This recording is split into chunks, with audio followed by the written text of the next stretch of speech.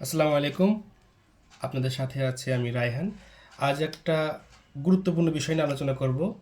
আপনারা বোর্ডে দেখতে পাচ্ছেন, একটা হচ্ছে স্বরবর্ণ এবং স্বরধ্বনি, আর সাথে আরেকটু আলোচনা করব মৌলিক স্বরধ্বনি।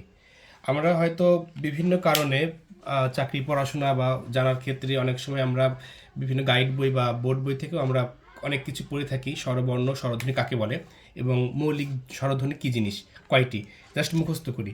কিন্তু আজকে আমি এই জিনিসটা নিয়ে একটু আলোচনা করব, হয়তো বা ক্লিয়ার হয়ে যাবেন। প্রথমে আসি আমরা স্বরবর্ণ কী জিনিস। স্বরবর্ণ এবং স্বরধ্বনি, বর্ণ এবং ধ্বনি, এই দুইটা যদি আলোচনা করতে চাই তাহলে প্রথমে আমার আসবে ধ্বনি। একটা সিকোয়েন্স মনে রাখবেন, ধ্বনি, তারপরে হচ্ছে বর্ণ, তারপরে হচ্ছে শব্দ, তারপর বাক্য এবং সর্বশেষ ভাষা। এই যে একটা সিকোয়েন্স, এই সিকোয়েন্সটাই মূলত হচ্ছে বাংলা ব্যাকরণের একদম বটম টু টপ পর্যন্ত। কেন? আমরা যখন আমাদের মুখ নিঃসৃত কোনো শব্দ উচ্চারণ করি, যেটা আসলে আমাদের অর্থ থাক বা না থাক যে কোনো জিনিস হতে পারে, সেটাই মূলত ধ্বনি। ধ্বনি। আর যখন ধ্বনিটাকে আমাদের লেখার প্রয়োজন হয়, যখন আমরা লিখি বা ধ্বনির লিখিত রূপটাই হচ্ছে বর্ণ। এটা বেসিক ধারণা। আর এক বা একাধিক বর্ণ যখন মিলিত হয় তখন একটা অর্থবোধক শব্দ গঠন করে।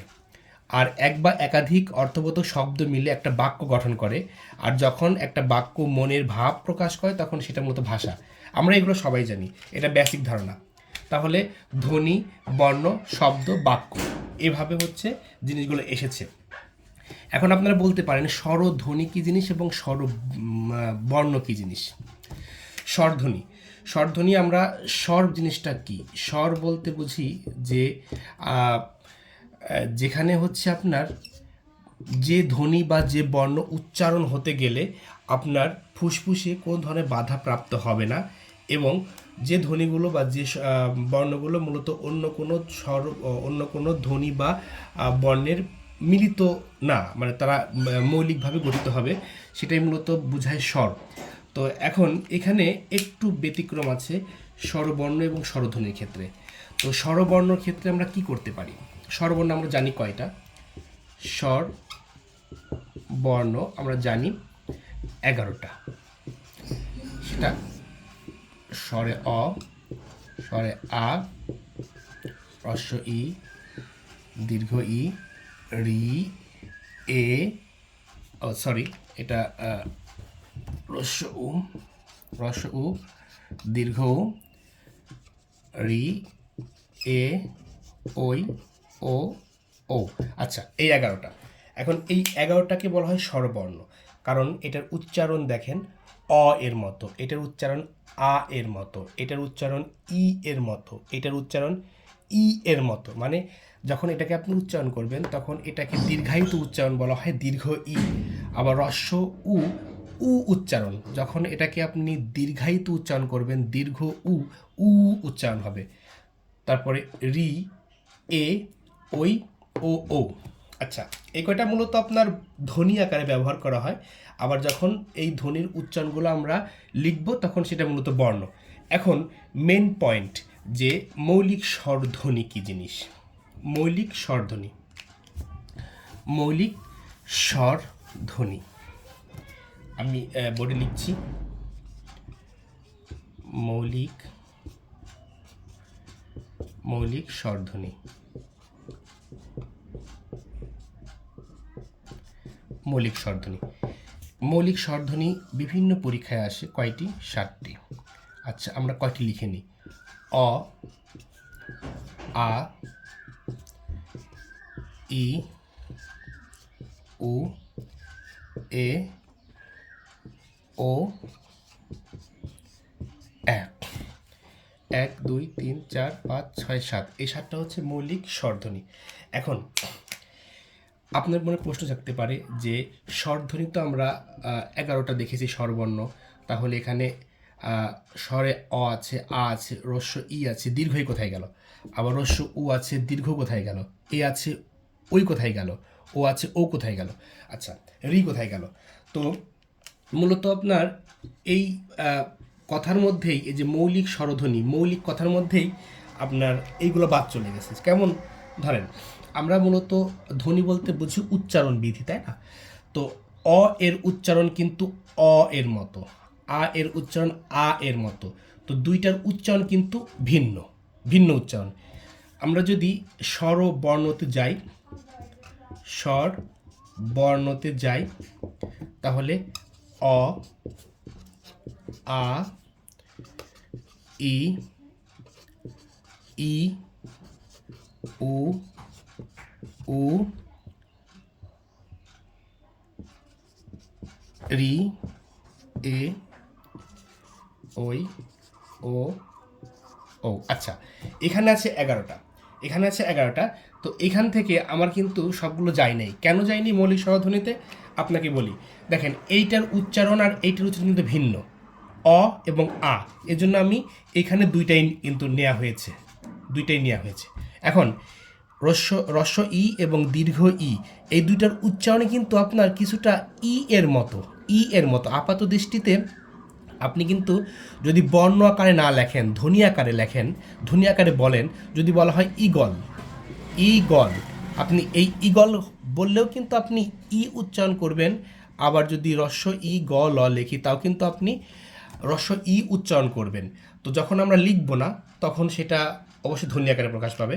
তো এই দুইটা থেকে আমরা এই একটা গঠন করেছি, একটা নেওয়া হয়েছে। এবং এই ঠিক সেম একইভাবে এইখান থেকে এই একটা নেওয়া হয়েছে। আচ্ছা, এখন এই রির বিষয়টা আমি পরে আসছি। এবার এ এর উচ্চারণ একরকম, ওই এর উচ্চারণ ভিন্ন, ও এর উচ্চারণ একরকম, ও এর উচ্চারণ ভিন্ন। তো আমরা এটাকে নিয়েছি, সরি, এখান থেকে এটাকে নিয়েছি, আর এখান থেকে ওটাকে নিয়েছি। এখন বাকি থাকলো আমার, দেখেন, ওই এবং ও সাথে রি, ওই এবং ও সাথে রি, এইগুলো কেন গেল না, কেন গেল না? আর এটা হচ্ছে নতুন আবিষ্কৃত, এইটা বিষয়ে একদিন পুরো বিস্তারিত ক্লাস হবে। আজকে ওইটা বিষয়ে বলবো না। আমরা রি, ওই এবং ও বিষয়ে আলোচনা করব, কেন এই তিনটা মৌলিক স্বরধ্বনিতে আসলো না। আচ্ছা, আমি নিচের দিকে মুছে দিচ্ছি, আমি একটু ভেঙে বোঝাচ্ছি। যদি আমরা ওই এর বিষয়ে আসি, দেখেন ওইকে যদি ভাঙি আমরা, ওইকে ভাঙলে ও প্লাস রস্য ই, রস্য ই, এটা পাবো। তো যখন কোনো ধ্বনি বা বর্ণ এক বা একাধিক বর্ণের সম্মিলিত বা সমন্বয়ে গঠিত হবে, সেটা আর তখন মৌলিক থাকে না, সেটা তখন মৌলিক থাকে না, সেটা কি হয়ে যায়? যৌগিক স্বরধ্বনি হয়ে যায়, যৌগিক ধ্বনি হয়ে যায়, যৌগিক বর্ণ হয়ে যায়। আপনি যেভাবে নিয়ে আসেন, তার মানে ওইটা আর মৌলিক স্বরধ্বনি থাকলো না, এটা যৌগিক স্বরধ্বনি হয়ে গেল। তো আমি যেহেতু মৌলিক স্বরধ্বনি আলোচনা করছি, তার মানে এই ওইটাকে কখনই আমি এর মধ্যে আনতে পারবো না, এটাকে পারবো না আনতে। আচ্ছা, এরপরে যাই আমরা ও, এইটারও আছে গঠনবিধি আপনার ও প্লাস রস্য ও। দেখেন এটাও কিন্তু আপনার মৌলিক থাকলো না, এটা হচ্ছে যৌগিক স্বরধ্বনি।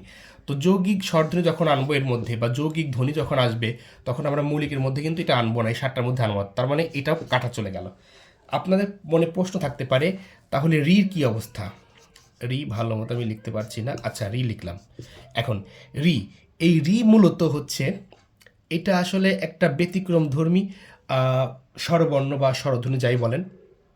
তো এইটাকে ভাঙলে মূলত এটা রিকার, এটা মূলত রিকার হিসেবে ব্যবহৃত হয়। সরাসরি রির উচ্চারণ খুবই কম হয়, রিকার হিসেবে ব্যবহৃত হয়।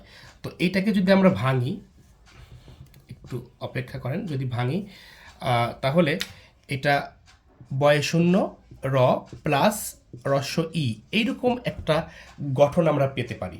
রিকে যদি ভাঙি, বয়শূন্য র যোগ রস্য ই, এরকম একটা গঠন প্রণালী আমরা পেতে পারি। তো যদি এইটার গঠনও কিছুটা যৌগিকের মতো হয়, যৌগিকের মতো হয়, তাহলে সেটা কি মৌলিকের মধ্যে আসবে? মৌলিক মানে কি? যার নিজস্বতা থাকবে, যে একা একা গঠিত হবে, যা অন্য কারো সমন্বয়ে গঠিত হবে না। তাহলে আমরা রিটাকেও আমরা আনছি না। তো আমি মনে হয় বোঝাতে পেরেছি ওই, ও এবং রিকার কেন মৌলিক স্বরধ্বনির মধ্যে আসলো না, বাদবাকিগুলো, বাকি 7টা কেন স্বরধ্বনির মধ্যে আসলো। তো তাহলে এখন আর কোনো পরীক্ষায় আমার মনে হয় যদি মৌলিক স্বরধ্বনি সম্পর্কে আসে, তাহলে মনে হয় আর ভুল হবে না। অ, আ, ই, উ, এ, ও এবং অ্যা, এই 7টা তো অবশ্যই মনে থাকবে। সাধারণ টেকনিক, আপনি প্রথমে স্বরবর্ণগুলো মনে রাখবেন। স্বরবর্ণর যে 11টা থাকবে, তার মধ্যে প্রথম যেগুলোর উচ্চারণ ভিন্ন সেগুলো বসায় দেবেন। অ আ ঠিক থাকবে। হ্রস্ব ই দীর্ঘ ই থেকে একটা বসবে, হ্রস্ব দীর্ঘ থেকে একটা বসবে, এ বসে যাবে, ওইটা বসছে না কারণ এটা হচ্ছে যৌগিক, এবং ওটা বসে যাবে, ওটা বসছে না কারণ এটা হচ্ছে যৌগিক, এবং রির গঠন প্রণালী কিছুটা যৌগিকের মতো, এই জন্য রিটাও বসছে না। আর এটা নতুন আবিষ্কৃত একটা মৌলিক স্বরধ্বনি। তো আমরা বিষয়ে এরপরে একদিন বিস্তারিত আলোচনা করব। এর গঠনটিতে কেমন, কিভাবে আসলো বা কেন আসলো, এ বিষয়ে আলোচনা করব। ধন্যবাদ। তাহলে আজকের মতো ক্লাসটা এই পর্যন্ত থাকলো। যদি কোনো কিছু জানার থাকে অবশ্যই কমেন্ট বক্সে জানাবেন। ধন্যবাদ সবাইকে।